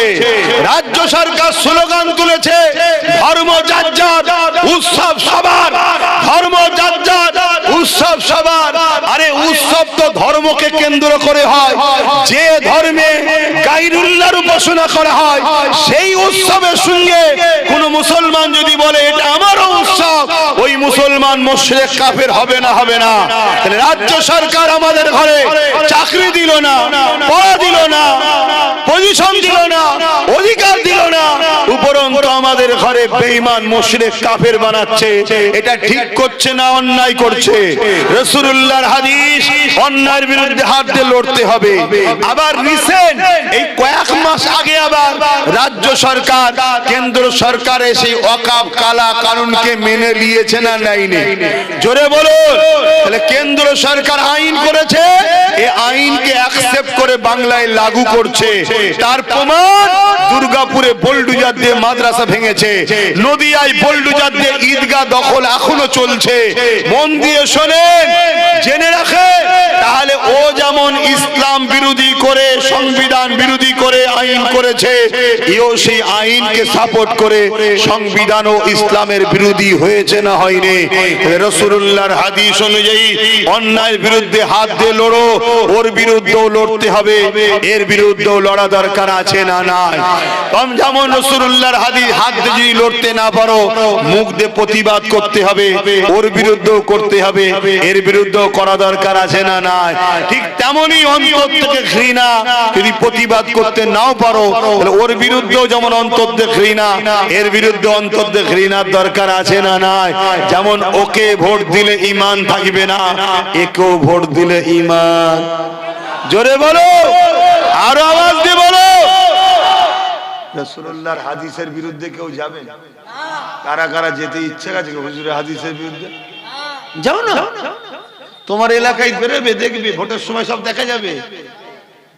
দেখে নিয়ে বুঝে নেবে এ মুসলমান ঘরে জন্ম নিয়েছে, মুসলমান ঘরের ছেলে, কিন্তু এ দুনিয়াদারের জন্য বেঈমান হয়ে গেছে। এই সব মুসলমান জান্নাতে যাবে? তাসলিমা নার্সির নাম শুনেছেন না শোনেননি? মুসলমান ঘরে জন্ম হয়েছে না হয়নি? ওর ঈমান আছে? সালমান রুশদি মুসলমান ঘরে জন্ম হয়েছে না হয়নি? ঈমান আছে? এরকম কত রয়েছে রে বাপ। সেই পরীক্ষা শুরু হয়েছে আল্লাহর পক্ষ থেকে। এখন আমার শেষ কথা, নবীর দ্বিতীয় হাদিস, যে জালিম জানার পর কোন মুসলমান যদি তাকে সাথ দেয় ক্ষমতায় শক্তিশালী করার জন্য, সেই মুসলমান ইসলাম থেকে বেরিয়ে যাবে। যে বেরিয়ে তার ঈমান থাকে। এবারে বলুন, কেন্দ্র সরকার মসজিদ মাদ্রাসা ওয়াকফকে মিটাতে চাইছে, এটা জুলুম না জুলুম নয়? রাজ্য সরকার এটা করছে, জুলুম না জুলুম নয়? তাহলে এই দুই সরকারকে কেউ যদি ভোট দেয়, শক্তিশালী করার জন্যই তো ভোট দেয়, সেই মুসলমানের কি ঈমান থাকবে? ইসলামে থাকবে? রাসূলুল্লাহর হাদিসটা তো শোনানো দরকার। আমার এই কথা শুনে 10টা বাপ, 10টা মা, 10টা ভাই হলো ঈমান হারা থেকে বাঁচতে পারে তো নাকি? আমার কথাই কারা একমত? দিদি মুদিকে ভোট দেবেন না? একটু হাত তুলে সাক্ষী দেন। হাত লম্বা করে তোলেন, লম্বা করে হাত তুলে রাখবেন। এবার একটু দেখুন কেউ হাত তুলতে বাকি আছে কি, পাশাপাশি দেখুন কেউ হাত তুলতে বাকি আছে কি দেখুন। কেউ যদি হাত না তোলে তার সঙ্গে আমাদের কোনো ঝগড়া নেই, তার সঙ্গে ঝগড়া আমরা করব না। হাত নামান, তার সঙ্গে আমরা ঝগড়া করব না। কি করব? শুধু জেনে নেব এ ওয়াকফের দুশমন, দিদি মুদির লোক, আমাদের লোক নয়। ঠিক তো নাকি? এবারে বলুন, দিদি মুদি আলাদা না এক? জোরে বলেন। পিশাবটা নাপাক না পাক, আর মদটা নাপাক না পাক? মদ কাপড়ে লেগেছে, পিশাব কাপড়ে লেগেছে বলে মদ দিয়ে ধুলে পাক হবে? তা মুদিকে রুকার জন্য এই নাপাক দিয়ে রুকবেন? হ্যাঁ, আমার কথা ভুল হচ্ছে নাকি? এবার যদি বলেন তাহলে কি করব? একটাই লাঠি সবার ঘুম হারাম করেছে না করেনি? ওয়াকফকে বাঁচাবার স্বপ্ন আছে না নাই? বাঁচাবার রাস্তা দুটো। অসুবিধা হচ্ছে? একটু বলবো, বাঁচাবার রাস্তা দুটো। যদি আপনাদের কোন রাস্তা থাকে বলবেন, আমি শুনবো। আর একটা আপনাদেরকে আইন জানিয়ে দিই, আমার দেশ হলো যুক্তরাষ্ট্রীয় কাঠামো। কথা বুঝে আসছে? ল্যান্ড, যে জমির বিষয়ে রাজ্য সরকার যদি কেন্দ্র সরকারকে জমি না দেয়, এক টুকরো ঢিলাও কেন্দ্র সরকার রাজ্য থেকে নিয়ে যেতে তাহলে রাজ্য সরকার যদি ওর আইনটাকে না মানতো, ক্ষমতা ছিল না এই রাজ্য থেকে এক টুকরো মাটি নিয়ে যেতে পারত। কিন্তু মানা ছাড়া, না মানা ছাড়া তো উপায় নেই। কেন মানতে হবে? যখনই মানবে না অমনি বলবে ভাইপোকে তুলে আনবো। শুনছেন না শোনেননি? হ্যাঁ, তাহলে ও ভাইপোর জন্য আমার মসজিদ কুরবানি করে দিচ্ছে, মাদ্রাসা কুরবানি করে দিচ্ছে, আর আমরা হা করে বসে বসে দেখবো? হ্যাঁ, কথা বলেন, দেখবেন? আপনারা লড়াই করতে পারবেন তো? আপনাদের কিচ্ছু করতে হবে না। যে যার গ্রামে 10-12টা যেগুলো আছে, আমি দোয়া করছি প্রথম আল্লাহ ওদের হিদায়েত করুক। যদি হিদায়েত না হয়, বাস ওই কটাকে শুধু সাইজ করে দিলেই তো হয়ে যাবে। কোনো অসুবিধা নেই। এটা মসজিদ মাদ্রাসা বাঁচাবার লড়াই রে বাবা। তুই যদি মসজিদের দুশ্মন হস, তোর বিরুদ্ধে লড়াই করবো না? করবো না? তুই যদি আমার মাদ্রাসার বিরুদ্ধে নারাজ, তোর বিরুদ্ধে লড়াই করবো না? করবো না?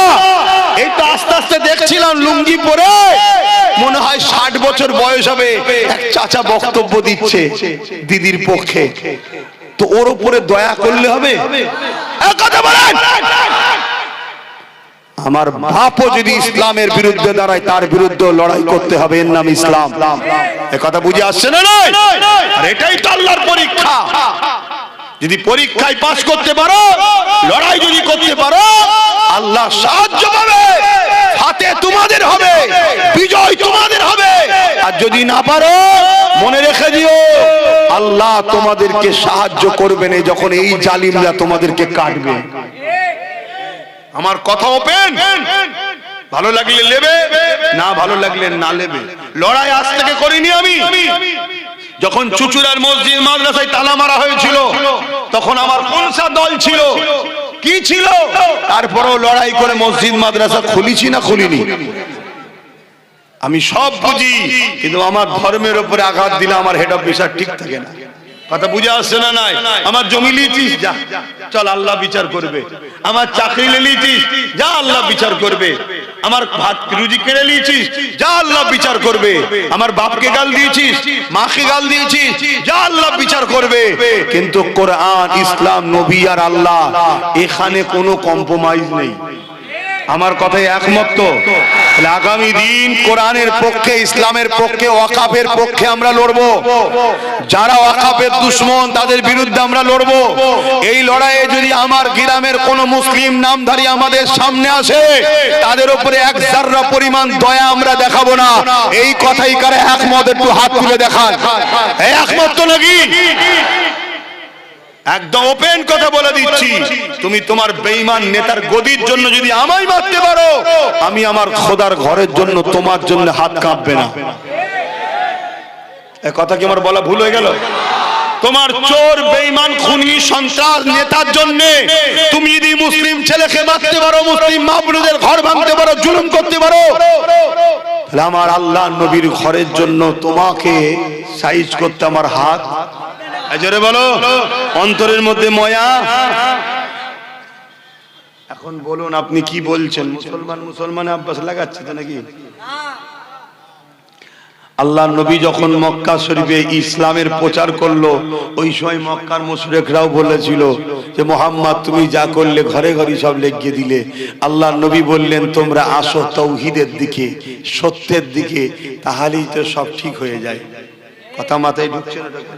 আমরা কারো মন্দির ভাঙতে যাচ্ছি, গুরুদুয়ার ভাঙতে যাচ্ছি, গির্জা ভাঙতে যাচ্ছি, কারো ঘর দখল করছি, ভাইপোর বাড়ি দখল করছি না? কেন দখল করতে যাব? কিন্তু বারবার আমাদেরটাই দখল করা হচ্ছে না, হয়নি? আমাদের উপরেই জুলুম হচ্ছে না, হয়নি? তাহলে আমি ডিফেন্স করব না? তোমরা পারবে তো? সেদিন ফেরাউনের দিকে সৈন্য ছিল, মুসা নবীর দিকে আল্লাহ ছিল। সেদিন নমরুদের দিকে সৈন্য বাহিনী ছিল, ইব্রাহিম নবীর দিকে আল্লাহ ছিল। সেদিন এজিদের দিকে রাজ পাওয়ার সৈন্য ছিল, আমার হোসাইনের দিকে আল্লাহ ছিল। সেদিন এই হিন্দুস্তানে আমার গরিবের নওয়াজ আর জালিম বাদশার সাথে লড়াই হয়েছিল। জালিমের দিকে সৈন্য, সামন্তর, অর্থ, ম্যান পাওয়ার সব ছিল, আমার গরিবের নওয়াজের দিকে আল্লাহ ছিল। বিজয়টা কিন্তু গরিবের নওয়াজেরই হয়েছে। জোরে বলুন সুবহানাল্লাহ। ঘাবড়াবার কিছু নেই, ঘাবড়াবার কিছু নেই। আল্লাহর ঘরের জন্য যদি আমার জীবনটা যায়, নিজেকে ধন্য মনে করব। রাসূলের মাদ্রাসার জন্য যদি আমার জীবনটা যায়, আমি আব্বাস নিজেকে ধন্য মনে করব। মরণ তো আজ নাই কাল হবে রে বাবা, ঠিক তো নাকি? আর আমার মরণ যদি এখনো 10 বছর বেঁচে থাকার থাকে, তাহলে কালকে লড়াই করে মরে যাবো মনে হচ্ছে নাকি? তোমাদের ধারণা কি? প্রত্যেকটা বেগদা ছাড়া ছাড়া যদি কিছু পড়ে, তাও মরণ হবে না। কেন? বাজ পড়লো মরণ, কেন 10 বছর বাকি আছে এখন। কথা মাথায় ঢুকছে? আর মরণ যদি তোমার কপালে লিখে থাকে, তুমি ঘরের মধ্যে শুয়ে থাকবে, রাস্তা হয়তো 50 কিলোমিটার দূরে, তারপরেও দেখছো কখনো একটা গ্রামে হয়তো রাস্তা ভুলে গিয়ে মেন রোড ছেড়ে একটা লরি ঢুকেছিল ওই রাত্রে, কোনো কারণে হয়তো সেটাই তোমার ঘরের উপর জুটে পড়েছে। মানে এরকম কপালে লিখা ছিল। কথা কিছু বুঝছেন? শহরের ছেলে, এলাকায় পুকুর টুকুর কিচ্ছু নেই, গ্রামে একদিন এসেছিল, একদিনই মরে গেছে। তার মানে করে কপালে ছিল ওই দিন, তাই টেনে নিয়ে আসা হয়েছে। গ্রামের ছেলে, রেল লাইন আশপাশে নেই, কোনোদিন রেলই দেখেনি, একদিন গেছে, একদিনই কাটা পড়ে গেছে। ঘটে না? ঘটে না? ওর কপালে ছিল এইটা। আমার ভাইয়েরা, আমার আলোচনায় অসুবিধা হচ্ছে আপনাদের? শুধু মনে হয় না এত সব রয়েছে, কেউ কিছু বলছে না। এই ছেলেটা যেখানেই আসে শুধু এসব কথা বলে, এসব কথা বলে, এসব কথা বলে। দেখেন, অনেকে বলতে চায়, কিন্তু তারা বিভিন্ন কারণে হয়তো বলতে পারে না। কথা বুঝে আসছে? কিন্তু আমার আলোচনার বিরোধী কি কেউ করে? হাতে গোনা কিছু লোক ছাড়া বিরোধী করে না। যারা বিরোধী করে, খেয়াল করে দেখুন, তারা আজকে জালিম শাসকদের সঙ্গে মুখে মুখ দিয়ে কথা বলে। তাই তারা বিরোধী করার পিছনে কারণ হলো শাসকের থেকে তুলা পায়, টাকা পায়, ভাতা পায়, মাল পায়, এজন্য তারা বলে। না হয় যে কথাগুলো আমি আপনাদের শেখাচ্ছি, বুঝাচ্ছি, জানাচ্ছি, এটা অতি হাকিকাত, অতি বাস্তব কথা বলছি। প্রথমে একটা ফুসকুড়ি হয়, আপনি ভাবলেন ফুসকুড়ি তো একটু চুলকে দিলেন, কি? তারপরে সেটা দেখবেন একটু বড় আকার নেয়, একটু লাল টাইপের হয়, একটু ভেতরে কি সাদা মতো জমছে, আপনি সেটাকে টিপে বার করে দিলেন, আবার একটু বড় আকার নেয়। তারপরে বলছে, ডাক্তার বলছে এটা ফোড়া মনে হচ্ছে, হতে পারে, ঠিক আছে গরম পানিতে বরিক করো। আবার গরম পানিতে বরিক করছেন, নানা রকম জিনিস বেরোচ্ছে, কিন্তু আস্তে আস্তে ওর বার কিন্তু কমছে না, এলাকা বড় নিচ্ছে। লাস্টে যখন ডাক্তারের কাছে যান, তখন ডাক্তার বলে এ তো জন্ডিস, ক্যান্সার হয়ে গেছে। শুনছেন কি বলছেন? তা চুলকোতে খুব ভালো লাগে, কিন্তু ওই চুলকোনায় একদিন ক্যান্সারে পৌঁছে দেয়। তো ফুসকুড়ি থেকেই ট্রিটমেন্ট করতে হবে। গাছ যখন বিষাক্ত গজাচ্ছে, কি গোড়া সমেত তুলে ফেলে দাও, না ওই গাছের ফল তোমার আমার ছেলে খেয়ে একদিন মরবে। কিছু বুঝতে পারছো?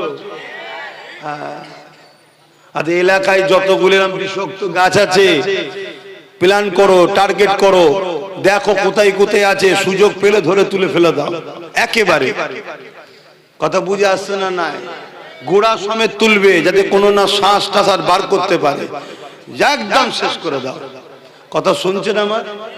হ্যাঁ, আর আমি দায়িত্ব নিচ্ছি, কোনো পাপ হবে না, পুরো দায়িত্ব নিয়ে বলে যাচ্ছি, কোনো পাপ নেই।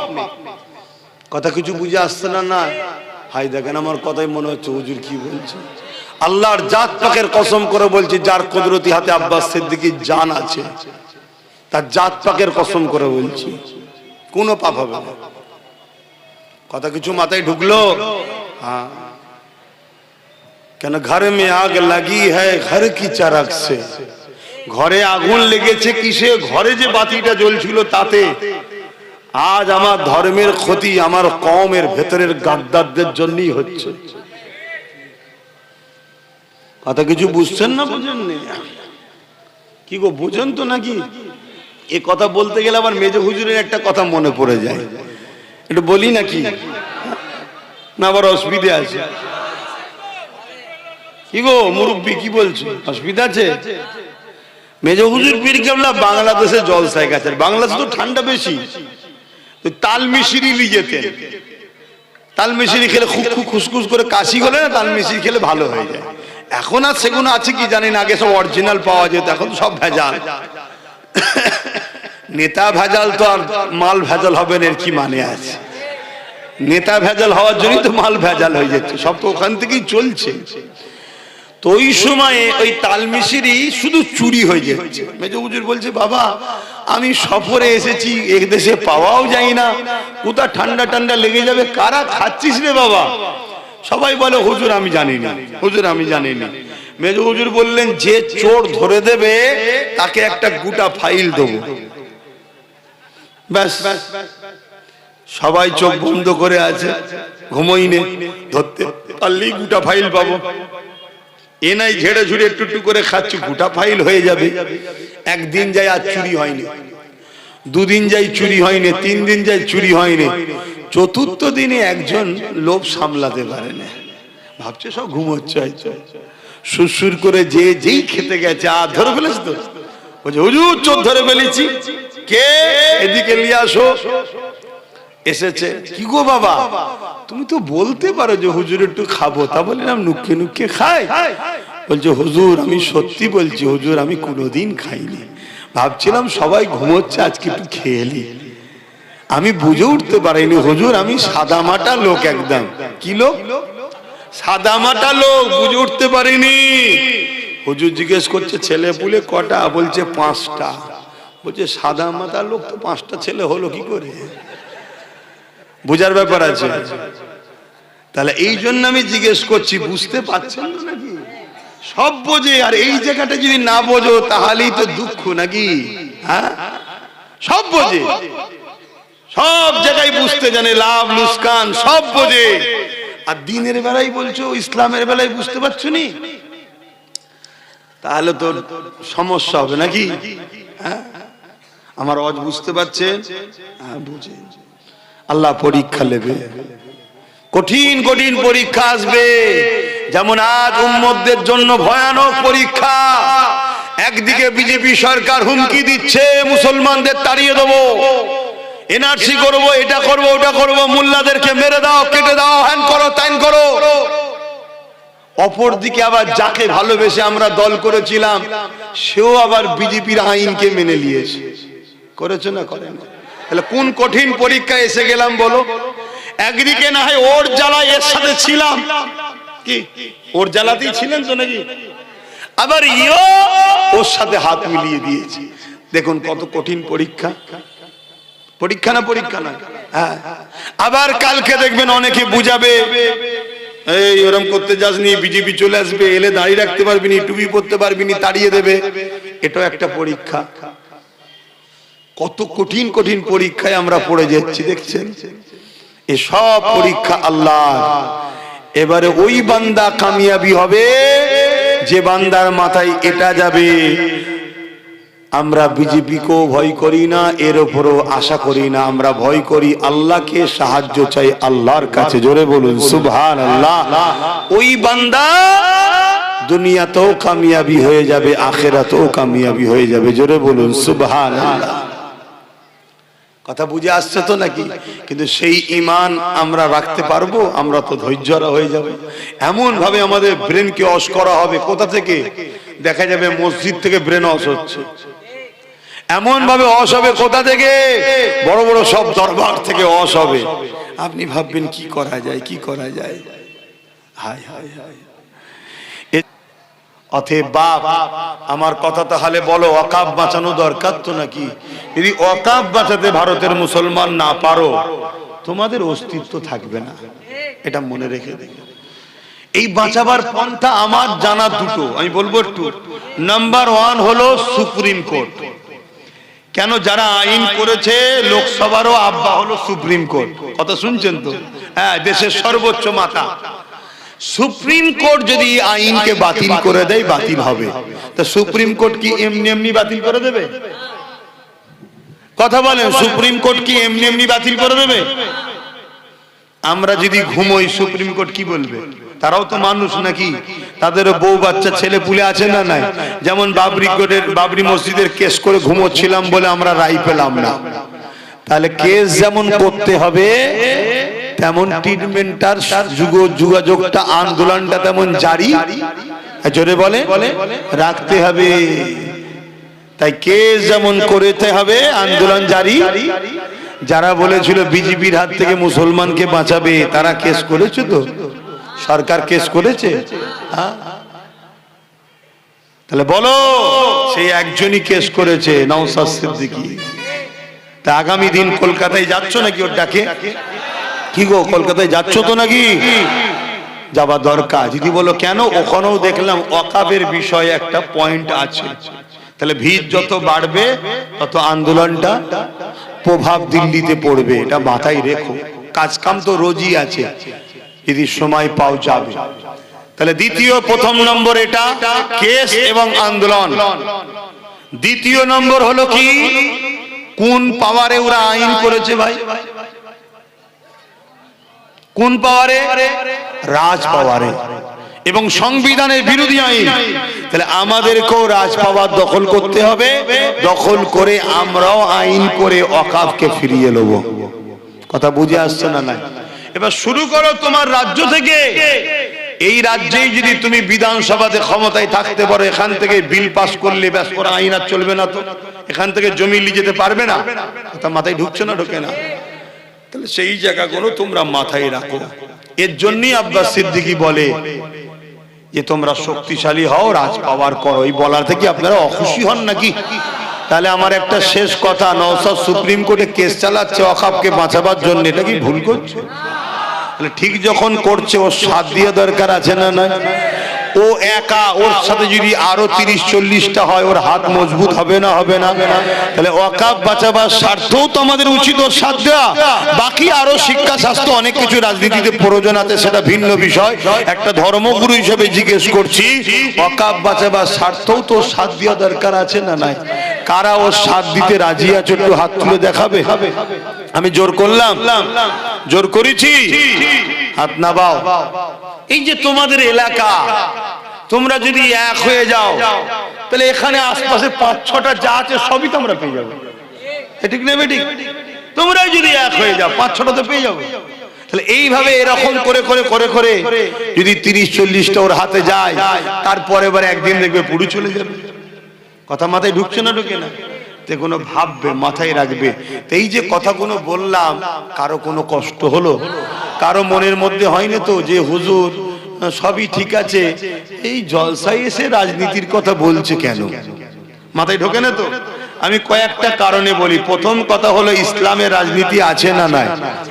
দ্বিতীয় নম্বর কেন বলি, আমার বলার জায়গাতে এইটা।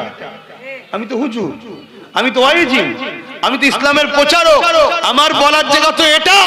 আর আমি বলছি কার বিরুদ্ধে? যারা ইসলামের দুশমন, তাদের বিরুদ্ধে বলছি। বলো বুকে হাত দে, দিদি মুদি ইসলামের দুশমন হ্যাঁ কি না? জোরে আওয়াজ দিয়ে বলো হ্যাঁ কি না? আল্লাহকে সাক্ষী রেখে বলো হ্যাঁ কি না? এরা ইসলামের দুশমন হ্যাঁ কি না? যারা হ্যাঁ বলছো হাত তুলে দেখো। তাহলে বলো, ইসলামের দুশমনের বিরুদ্ধে বলার জায়গা এটা নয়? এখান থেকে ফেরাউনের বিরুদ্ধে বলা হয় না? হয় না? এখানে নমরুদের বিরুদ্ধে বলা হয় না? হয় না? এজিদের বিরুদ্ধে বলা হয় না? হয় না? চিঙ্গিস খানের বিরুদ্ধে বলা হয় না? হয় না? আবু জেল, উতবা, সাইবা, উমাইয়াদের বিরুদ্ধে বলা হয় না? হয় না? তারা কে ছিল? তৎকালীন সময় জালিম শাসক ছিল। তাহলে এখান থেকে যদি তৎকালীন সময়ের জালিম শাসকের বিরুদ্ধে বলা হয়, কেন? তারা ইসলামের দুশমন ছিল, মানবতার দুশমন ছিল, মনুষ্যত্বের দুশমন ছিল। তাহলে আজকের দিনেও যদি কেউ ইসলামের দুশমন, মানবতার দুশমন, মনুষ্যত্বের দুশমন থাকে, তার বিরুদ্ধে এখান থেকে বলা যাবে না? যাবে না? কোনটা? তাই বলছি। অনেকে ফেরাউনের বিরুদ্ধে বলে, নমরুদের বিরুদ্ধে বলে, সাদ্দাতের বিরুদ্ধে বলে। আরে মৌলানা মুফতি সাহেব, ফেরাউনের বিরুদ্ধে বলছিস কেন? না, ফেরাউন ইসলামের দুশমন ছিল, জালিম শাসক ছিল। নমরুদের বিরুদ্ধে বলছিস কেন রে? না, নমরুদ জালিম শাসক ছিল, কওমকে জানানো দরকার। ও তাই নাকি? আবু জেলের বিরুদ্ধে বলছিস কেন? আবু জেল ইসলামের দুশমন ছিল, জালিম শাসক ছিল। এজিদের বিরুদ্ধে বলছিস কেন? এজিদ ইসলামের দুশমন ছিল, জালিম শাসক ছিল, তাই তাদের বিরুদ্ধে বলছি। শুনছেন? শুনছেন? আজকে সেই মৌলানাকে জিজ্ঞেস করো, মরা এজিদ, মরা ফেরাউন, মরা আবু জেলের বিরুদ্ধে বলছি, জেন্ত গুণের বিরুদ্ধে কে বলবে? কথা বুঝছেন না? বুঝলেন? আজকের দিদি মুদি এরা কি ইসলামের বিরুদ্ধে নয়? তাহলে এরা আজকের আবু জেল, উতবা, সাইবার সাথে পার্থক্য কিছু আছে? তাহলে এদের বিরুদ্ধে কি বলবে? তা তুমি বলুনি, আমি বলিনি, কেউ বলেনি, কেউ যদি বলে তার বিরোধী করা কি উচিত হবে? বলো তোমরা আমার বিরুদ্ধে? কি গো আব্বা, মন খারাপ হচ্ছে নাকি? আমার ওই মুরব্বী বাপ পিছনে বসে আছে, ঠান্ডা লাগছে? খোলা আকাশের নিচুতে আপনাকে বসিয়েছে, জনগুলো সব খোলা আকাশের নিচুই যাওয়া দরকার। হ্যাঁ বলো আমি কি ভুল করলাম? এরপরও যদি ভুল করে থাকি মনে হয় তার সাথে আমার কোনো সম্পর্ক নেই, কিন্তু আমি আল্লাহ ও রসুলের পক্ষে থাকবো। কথা ঠিক আছে? আমি কাউকে চিনি না, রাজনীতি করছো করে যাও, যখনই তোমার নেতা আমার ধর্মের বিরুদ্ধে হাত দেবে তোমার নেতাকে কিন্তু আমি ছাড়বো না। এবার তোমার নেতাকে যদি বলো আমার হাতে পাওয়ার আছে, তা দেখ, তোর হাতে পাওয়ার আছে তা দেখ, ট্রাই করে দেখ না। এই কথা বুঝছেন না? চুলকোনা মেরে দেবে আমার আল্লাহ, চিন্তা করুনি? কত চুলকোনা মেরে দিয়েছে। মুসা নবীর পিছনে পাওয়ার দেখে ছুটছিল, মেরে ফেলবো মেরে ফেলবো মেরে ফেলবো, আর লাস্টে আল্লাহ বলছে পানি এক জায়গায় হয়ে যাচ্ছে, এবার খেলটা দেখি একবার, ব্যাস শুধু চোখ করে উঠছে, একবার চোখ করে নিচে ঢুকছে। কে? পুরো ফেরাউন বাহিনী নীল নদে চুবিয়ে চুবিয়ে আল্লাহ ডুবিয়ে ডুবিয়ে মেরে দিয়েছে। নমরুদ, ওরে সর্বনাশ, কি পাওয়ার! পৃথিবীর রাজা, দাদাগিরি মানে বলছে আল্লাহর সঙ্গে যুদ্ধ করব। না না না, একজন আলেমকে বসে কি কথা, আমি তো জানি না, আমি জানি আমি সে। হ্যাঁ না না না, এর কথা বলে না, এটা আদর্শ না, এটা আদর্শ না। উনি যদি দাদা হুজুরের আওলাদ হতো আর আমি যদি ওই জায়গায় বসে থাকতাম, পরের কষ্টটাকে নিজের মনে করে দেখতে হয়, কথা মাথায় ঢুকছে? এটা আদর্শ না। তো যাক, আমি অনেক কিছু বললাম, কেউ কষ্ট পেলেন? তো যাক, আমি আর কথা বাড়াচ্ছি না, আপনারা আমাকে সালাম দেন। উনি দোয়া করবে, কেউ চলে যাবেন, আর আমার সঙ্গে হাতে মুসাফা কেউ করবে না। ও আর একটা কাজ রয়েছে গো, যেটা কাজ, তোর দাঁতটাকে ভাঙলো, আরে সর্বনাশ, আস্তে একটা এই কাজটা একটু করে দিই। শোনো, বলছি বলছি, কিন্তু একটা কাজ বাকি রয়ে গেছে। তো কি কাজ? আরে বলবে তো, পকেটে হাত দিবা, পকেটে হাত দেওয়া কাজ। কি হয়েছে? ও ঠিক আছে, বলে দেবে। 18ই মাঘ মাদ্রাসা, ও বড় গোপরে একটা মাদ্রাসা করছে, আমি জানেন তো, 18ই মাঘ জলসা আছে, আপনারা সকলে যাবেন, ওই 8টা 10টা পর্যন্ত, 8টা 9টা পর্যন্ত হবে। শোনেন, এই ছেলেরা যাচ্ছে, যার যা খুশি একটু দিয়ে দেন, যার যা খুশি, কেউ উঠবেন না, মনে দুঃখ করবো। হ্যাঁ, কি এটা ইন্তেকাল করেছে, আহা আল্লাহ, আরো কজন 5 জন বললো, আল্লাহ কবুল, আল্লাহ জান্নাত নসিব করে দাও। ছেলে কোন? কি হলো তোরা? দরুদ শরীফ, আল্লাহুম্মা সাল্লি আলা, আহা আল্লাহ জান্নাত। এই ছেলে বড় হলে একটু নলেজ শিখিয়ে দেবে। ধরো, যাদের হৃদয়ে আছে আল্লাহর ভয়, তারা কখনো ভুলে যায় না। আল্লাহর প্রেম ছাড়া এই দুনিয়া কারো কাছে কোনো কিছু চাই না। যাদের হৃদয়ে আছে আল্লাহর ভয়, তারা কখনো ভুলে যায় না। আল্লাহ প্রেম ছাড়া এই দুনিয়া কারো কাছে কোনো কিছু চাই না। কি হলো তোমাদের?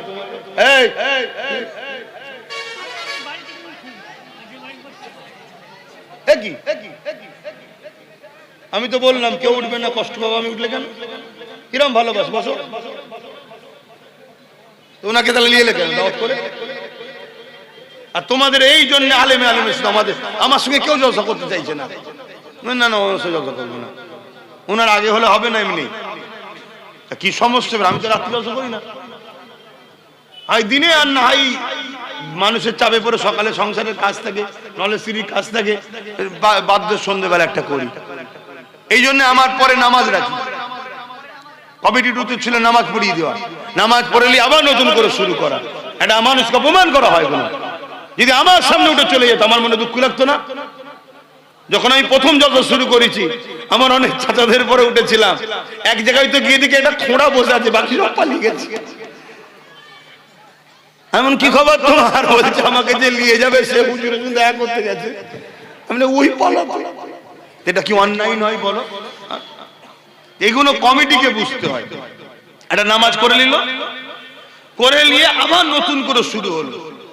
ওয়াজ খুব সুন্দরই সবাই করে, কেউ খারাপ করে না, কিন্তু একটা মানুষ একটা মুড নিয়ে বসে, আর মুডটা যখন নষ্ট হয়ে যায় না তার মেন্টালিটিটা চাপ পড়ে যায়। কথা বুঝে আসছে? আর যখন শুরু করবে 5টা লোক এসে বসলো, 10টা লোক এসে বসলো, ওই ব্যক্তিটাই এত সুন্দর ওয়াজ করবে, আগামী দিন তার ওয়াজ শোনার জন্য লোক আগে থেকে এসে বসে থাকবে। এখনো করুনি, এখনো ভুল। এগুলো আমি বলেছিলাম, কিন্তু তোমরা তো কথা শোনোনি, কি বলবা?